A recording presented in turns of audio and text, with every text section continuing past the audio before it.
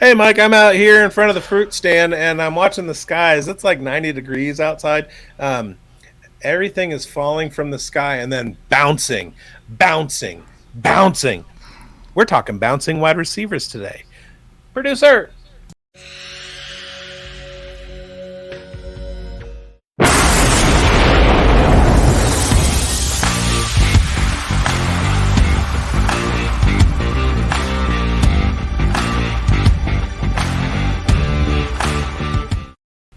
Welcome to the Fantasy Forecast with Grindberg and bigz. He is Grindberg, I am bigz.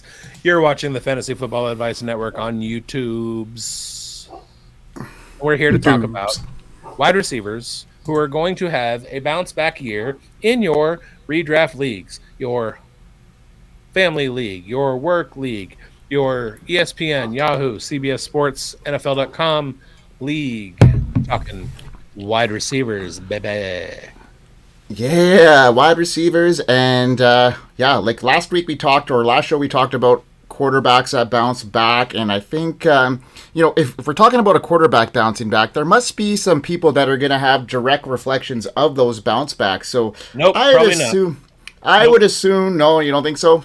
No, Nope. the assumption wouldn't be that these wide receivers connected with these quarterbacks would be part of these bounce back players. Would it not be? No, No. maybe. Maybe. Nah. Yeah. No, I don't. Okay. Anyway, if you're a watcher of the show, then you know the format anyway. If you are new to the channel, like, subscribe, hit the bell, Yeah. comment, share, follow us on Twitter, and all of that jazz. We'll let you know a little bit later.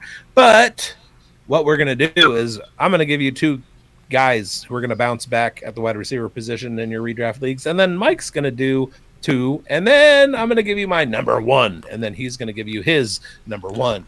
And that's how it's going to go. Right? Yeah. And I Right.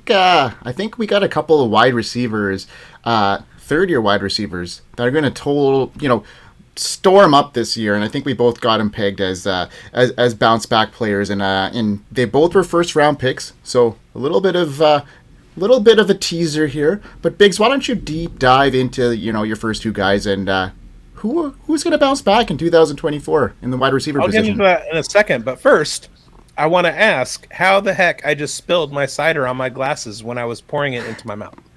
Anyway, all right.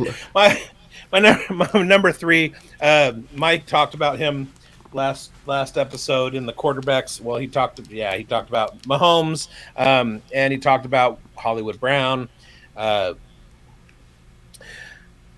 Patrick Mahomes is a boost to just about anybody, and although don't search my Twitter feed for the word Mahomes because I might have tweeted stuff that contradicts that statement, but I'm saying it here in redraft leagues. Mahomes is going to be a boost to Hollywood Brown. So Hollywood Brown, look for a bounce back season. That's what I'm saying. Okay, number two, staying in the AFC West. Not that I'm AFC West centric or anything, but I'm sticking there for this one, and that is Denver Donkeys. Denver Donkeys. Shout out Johnny Toomer. Wide receiver Marvin Mims. Marvin Mims had like a 20-something point game last year and a 16-point game last year. Showed that he's a capable deep threat. At one point early in the season, he was averaging like 50 yards a catch or something like that. He is a deep threat. And don't forget that Sean Payton invested in Marvin Mims. He traded up to grab him. And Cortland Sutton right now is a question mark.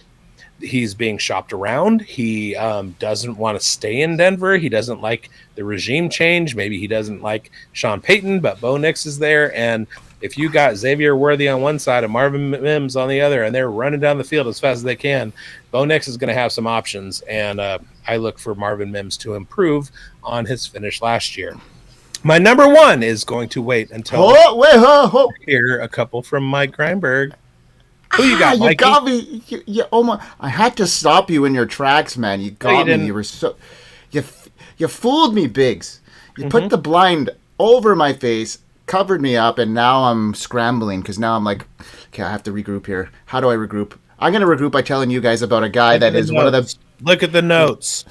He is one of the best route runners in the league and can get open at will. And I'm talking about Deontay Johnson, and he begins his new phase of his career as a member of the Carolina Panthers. I think this is a lateral move at worst, but at best, he is the number one target now for this young quarterback that bigz talked about in our last show, Bryce Young, and I think he's going to rely on the veteran wide receiver. And in the short term, I'm very optimistic about Johnson, especially in 2024. He will be the clear wide receiver one, and pretty much the biggest competition around him is going to be Adam Thielen for targets, and I think Johnson could easily get upwards of 30% target share. He is a precision route runner. We all know that about his days with the Steelers, and I just think that he's in a position to just really have a good bounce back season. I think Deontay Johnson is positioned well to be a top 24 wide receiver in 2024, which would be a very big bounce back from what he finished in 2023. So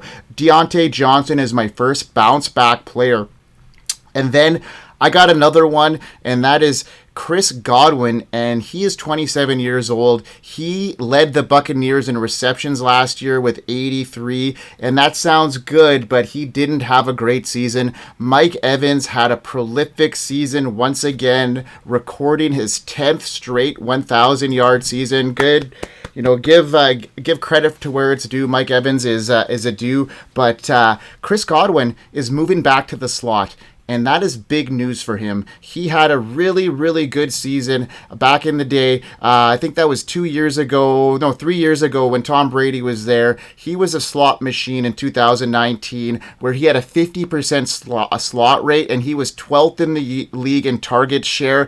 In that season, he finished with 1,300 yards, 9 touchdowns that year, and moving back to the slot is going to help garner more targets, more catchable passes, and I think that Chris Godwin is due for a bounce back in 2024. I don't think it's going to be as prolific as his 2021 season was, but I think it's going to be a very, very good bounce back season, and he's going to garner some targets there on a team that is poised to make some noise again. They had a really good season last year. Baker Mayfield came in and proved that he is a proven starter in this league, and I think that they've got the grounds now with him signing that deal.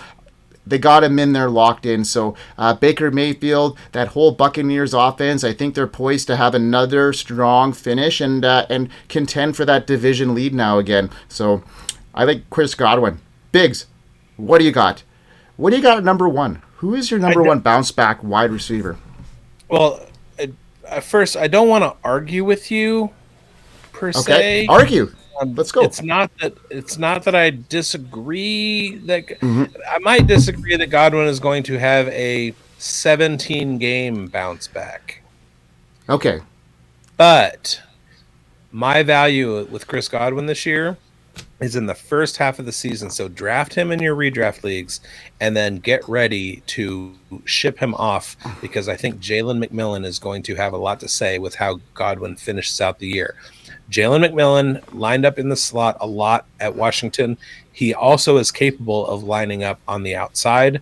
I think what's going to happen is that McMillan is going to start the season in the slot as a backup to Godwin, and at some point he's going to take over the target share.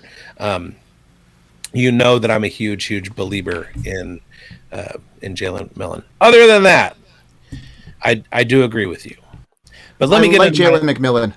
Yeah. I want to just push back a little bit on that Jalen McMillan. I do like him. I agree with you with his situation. I just think he's a year off still. I think maybe near the end of the year he might pull some of those slot receptions. They might move Godwin back to the outside, which is totally fine. But by then, Godwin's created a situation where as long as he's not going to be injured, I don't think he's gonna push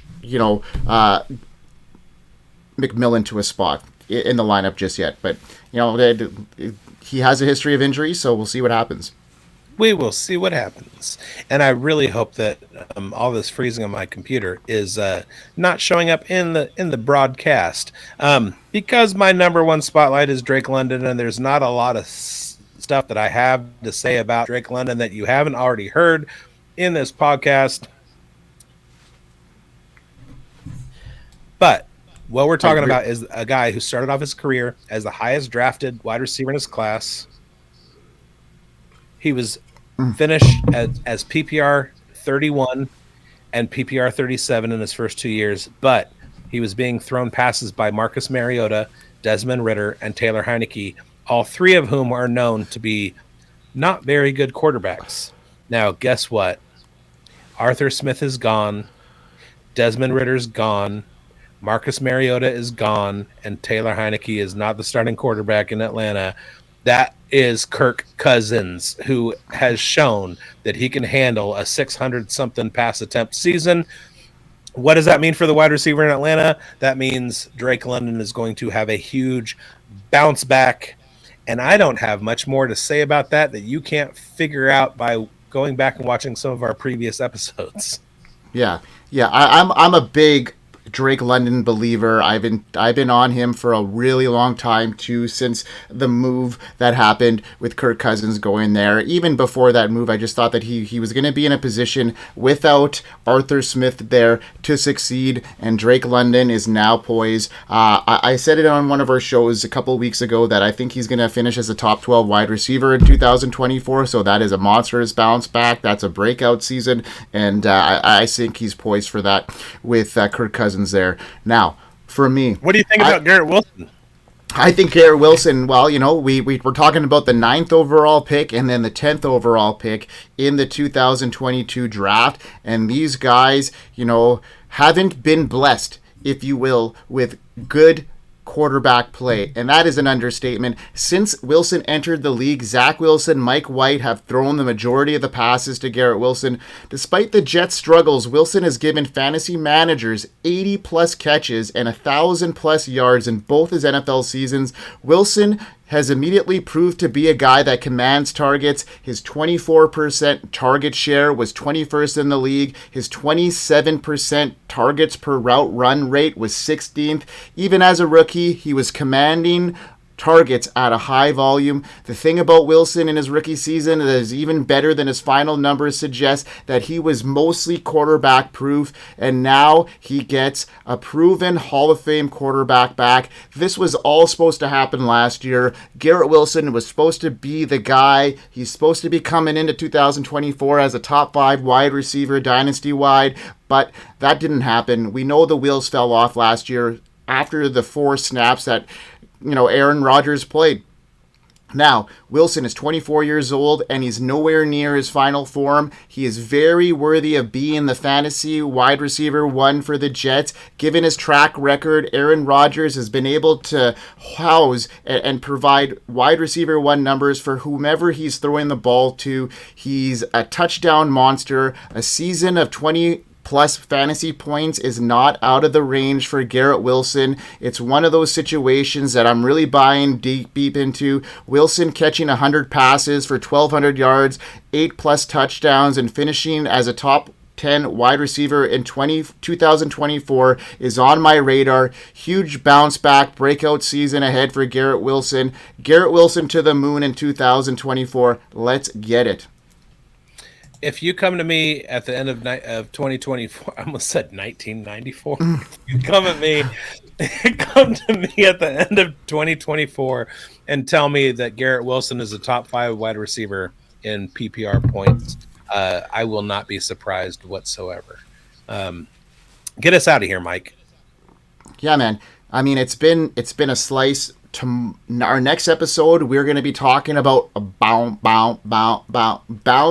back running backs, and now this is one that's I think this one's going to be really fun because running backs, they bounce around in the tackles, and that's what they're going to be covering this next week. So thanks everybody for tuning into the Fantasy Football Advice Network, the Fantasy Forecast, bringing you bounce backs this week, and we're going to continue that strain on our next episode when we bring you running backs. So please, everybody, if you don't subscribe, do it now on YouTube, on Twitter. Follow us at the Fantasy Football Advice Network. You can catch bigz at BigBonedFFB on Twitter, and you can find me at FFCanuck99. That's it for today. Bigz, what do you got to say? What he said. I hope you win. I hope you win. Peace out.